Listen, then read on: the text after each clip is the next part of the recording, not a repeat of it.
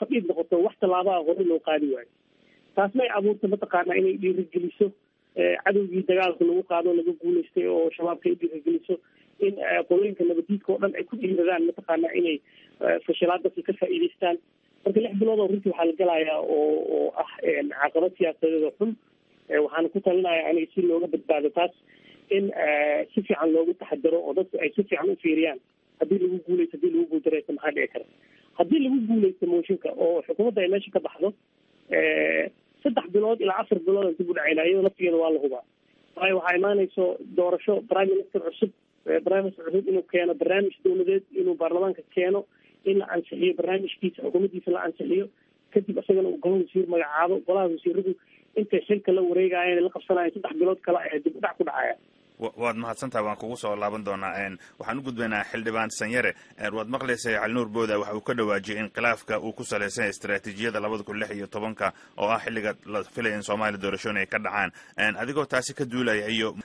mooshinkan baarlamaanka loo gudbiyay maxaad ka dhihi lahayd horta waa runtiis waa ku raacsanahay xildhibaanka waxa la isku haystaa waa istiraatiijiyada 2016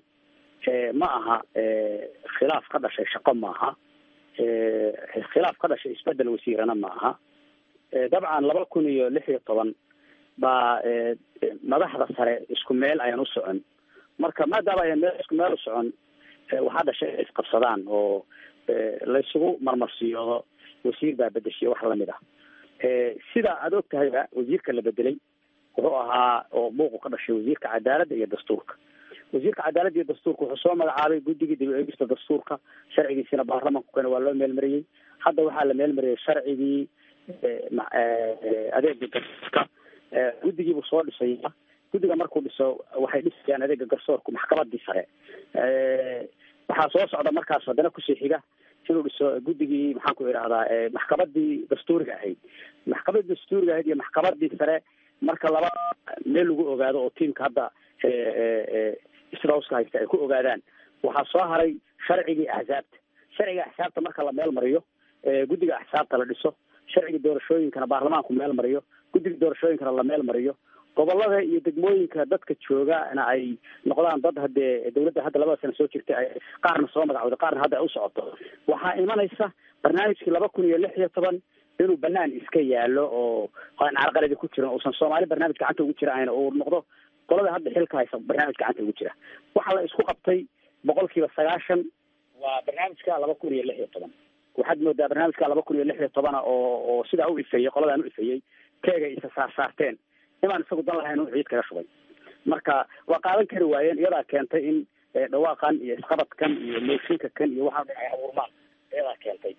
marka sida waxaan kaloo walaalkay la qabaa arrinta uu leeyahay mooshinkan hadduu najaxo dhibaatada uu dalka ku yahay mooshin baarlamaanku waa keeni karaa xukuumadna waa la bedeli karaa laakiin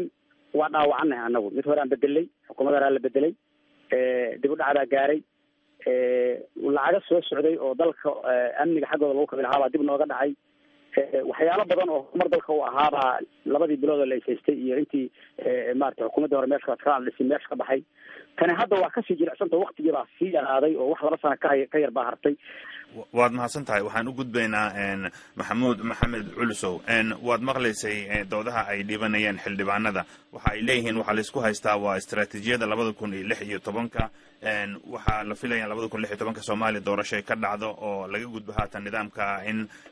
qaabbeeleed waxa lagu soo doorto doorasho xalaal loo gudbo markaas qabsigan u muuqda in qof walba uu eeganayo 2016 iyo waxa mansab siyaasadeed uu gaari karo ma ku muuqataan 2016 wax walba sidii loogu talagalay Soomaaliya ugu gudbi karto amaba ay u gudbi karto hanaankan ka duwan ma run ahaan waa adag tahay arrin aad iyo aad u adag weeye in qorshahaas hadda laga sheekeynayo af ahaan inuu maaragtay socon karayo ama hirgal taabagal noqon karayo haddaan laakiin dib ugu noqdo waxa weeye